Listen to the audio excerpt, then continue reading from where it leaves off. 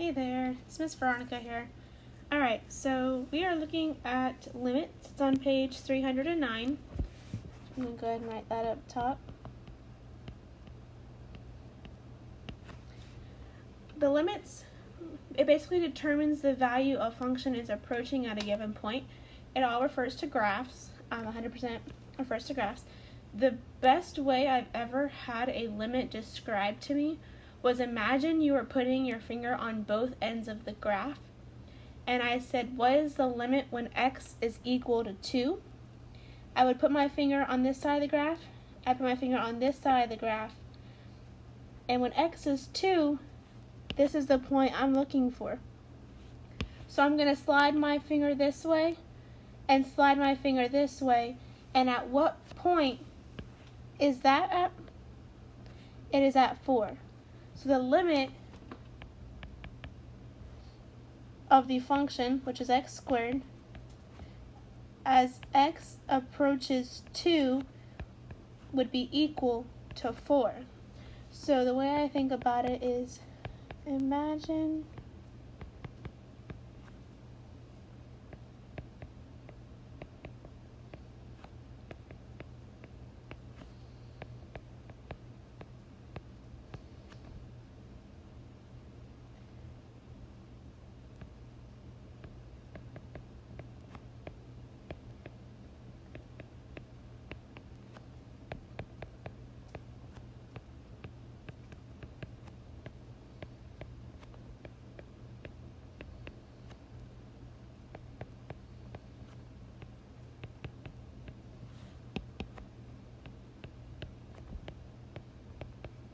and in this case, that given value was 2.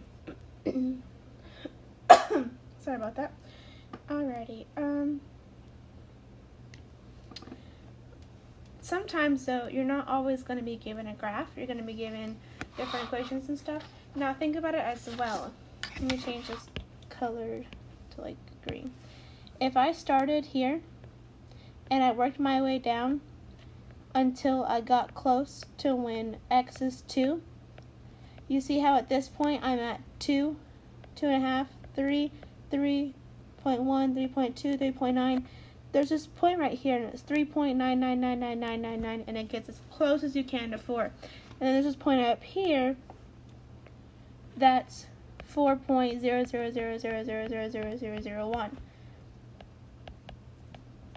It's saying that you're approaching 4. You're coming from both sides of the graph. One's from above, one's from below, and you are getting closer and closer to 4. So, I'm going to go to page 310. I'm going to look at number 1.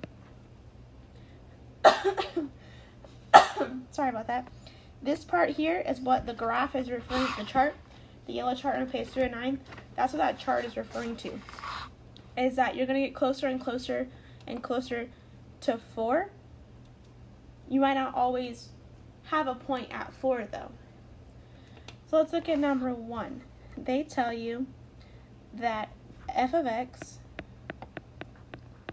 is equal to x plus 2. You should know what x plus 2 looks like because it's a straight line. It's just translated 2 units up. But let's pretend that you did not know what it looked like. So we're going to create like a little chart here. So A tells you to find f of 1. B tells you to find, I'm just keep going. A says find f of 1, then f of negative 1, then f of negative 2. And you see how you're getting closer and closer towards negative 3? Whereas B is saying find the limit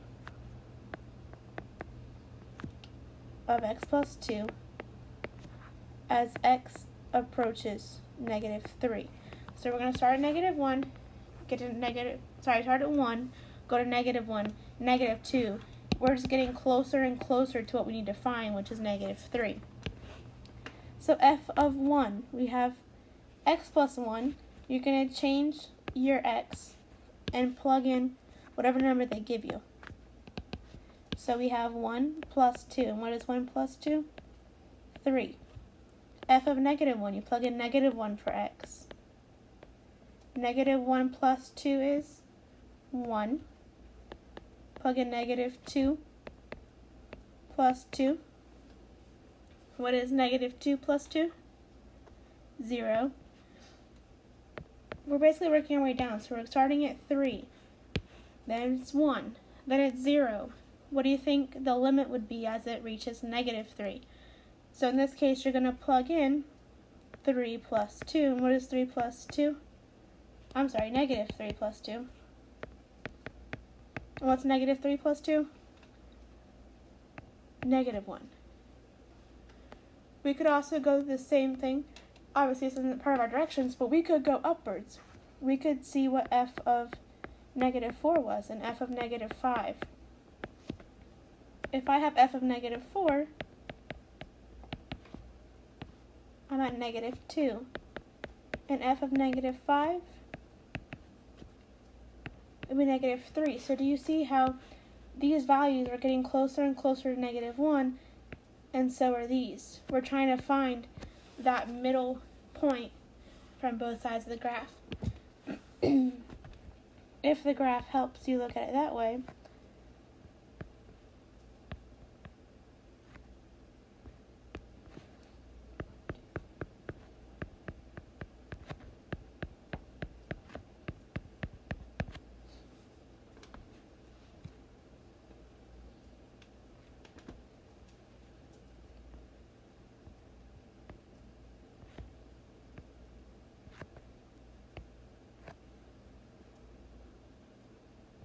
this is what your graph would look like.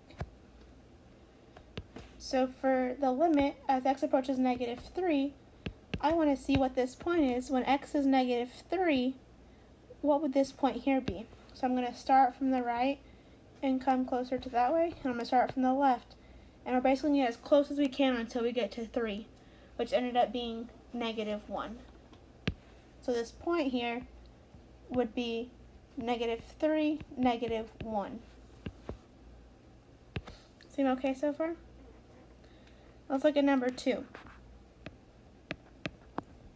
Number 2, they want you to determine f of 8, f of 13, and f of negative 6, for f of x is equal to x minus 9. So we know that f of x is equal to x minus 9. So for the first part, they want to know f of 8,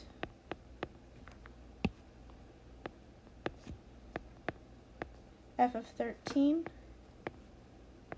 and f of negative 6. Alright, so we plug in 8 for x, so we have 8 minus 9. Plug in 13 for x,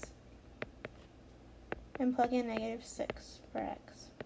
We'll take a second and figure out what those three things would equal. 8 minus 9 is negative 1. 13 minus 9 is 4. And negative 6 minus 9 is negative 15. And they want to know what the limit for b, the limit of x minus 9 when x approaches 0.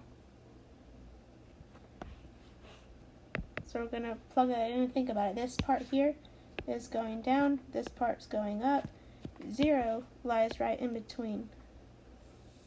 We could actually flip these around to where it's 4, negative 1, 0's in the middle, and negative 15. So 0 is between negative 15 and negative 1. Let's find out where. So we're going to plug in 0 for x, so we have 0 minus 9, and what is 0 minus 9? Negative 9. So the limit as x approaches 0 for the function x minus 9 is negative 9.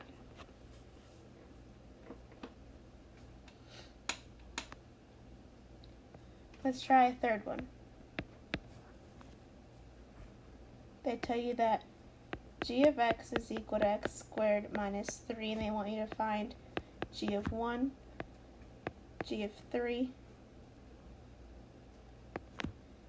and g of negative 1. So I have 1 squared minus 3. 1 squared is 1. 1 minus 3 is negative 2. I've got 3 squared minus 3. 3 squared is 9. 9 minus 3 is 6. And negative 1 squared minus 3. Negative 1 squared is 1. 1 minus 3 is negative 2. And they want you to find the limit as it approaches g of x for when x approaches 0. So this is for A, and then for B,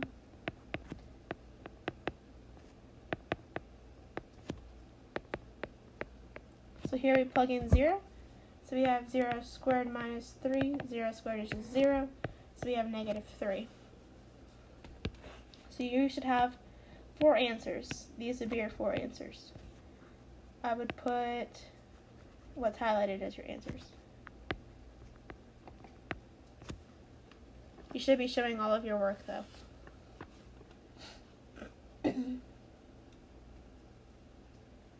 Now let's go down to number 7 through 12. 7 through 12, they're the exact same thing. The only thing is that when you have a function like that, let's look at number 7. If I plugged in 0 for the x on the bottom, a denominator can never be 0. If I plugged it in right away, it'd be 0 squared minus 2 times 0 over 0. It equals 0 over 0. This is called an indeterminate.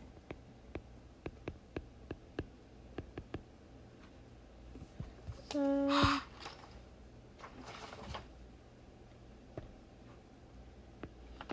I thought I spelled it wrong. That's right. Alright, indeterminate. So we don't want that. This is not what we want to go for. We have to simplify this somehow in some way. So what we can do is we can say that the limit as x goes to 0, keep our fraction. How can we simplify the top? If you think back to the past, you should know about factoring. I can pull an x out from both of these and then multiply. So if I take away an x from this first term, I would have 1x left. And if I took away an x from here, I would have just a 2. You're basically dividing it by x. So it becomes x squared over x minus 2x over x all over x. This will cancel with 1 over x's, so you have 1x left. And then these x's will cancel, so you have 2 over x. This is just how I got to this point here. Okay? Alright, so then these x's can cancel. So now I'm at the limit as x approaches 0 for my function x minus 2. There's no denominator. The denominator cannot equal 0. So now we can just plug in. So now I have 0 minus 2. And what is 0 minus 2? Negative 2. So negative 2 would be your answer. Let's look at number 8. Number 8, I have the limit for the function 2x squared minus 2 over x plus 1 as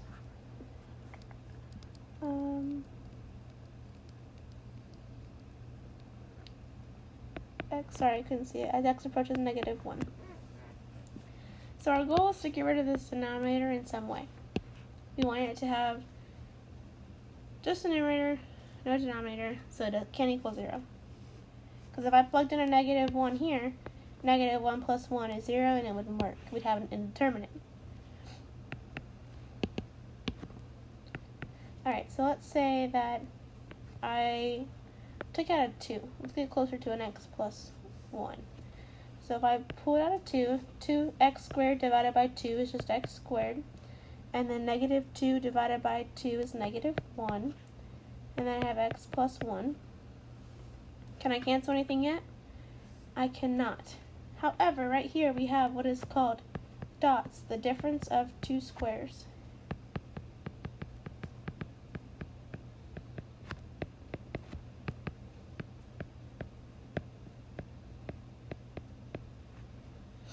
Alright, and the difference of two squares says that I can factor that as x plus 1 and x minus 1 all over x plus 1. Can I cancel my denominator now? Yes, I can. That will cancel, and it gives me 2x minus 1. So now the limit as x approaches negative 1 for my new equation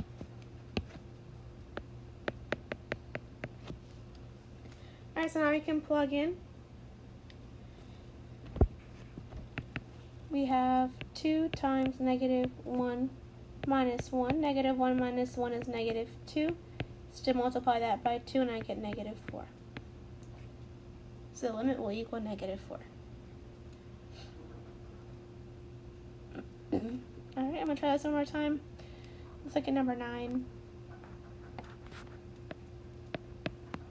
Number 9, we have the limit as x approaches 3.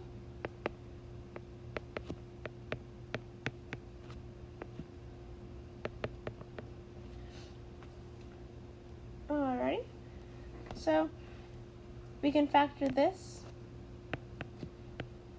keep our limit as x approaches 3, and this creates two binomials over x minus 3. Your first term will be x times x. The first two terms should multiply to be here. Now let's look at factors of negative 12. For negative 12, we have negative 1 times 12, 1 times negative 12, negative 2 times 6, 2 times negative 6, negative 3 times 4, and 3 times negative 4. Our goal is to have some sort of negative 3 to cancel, so let's try this one. So let's say minus 3 plus 4. This would be negative 3. This would be 4. 4 minus 3 is 1, which is our coefficient here, so it works. Alright, and then these will cancel. And now we're left with the limit as x approaches 3 for our function x plus 4. Now that we don't have a denominator, we can just plug it in. And we have 3 plus 4. And what is 3 plus 4? 7. My advice, if you're struggling with the factoring part as to how to get from here to here, which then goes from here to here, check with my Algebra 2 students. Abby, Mandy, Sean, and Robert. We've been factoring for a while. They may be able to help you out through this or give you a little bit of tidbit advice for it. But yeah, so your assignment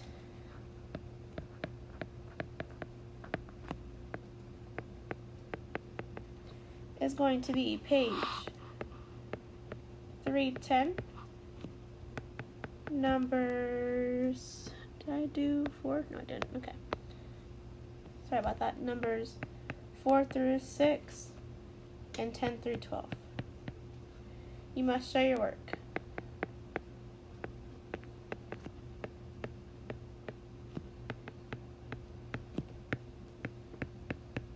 Again, it's due Friday at 3:30. You can send me a picture through email or text. Call or text if you have any questions or need any help.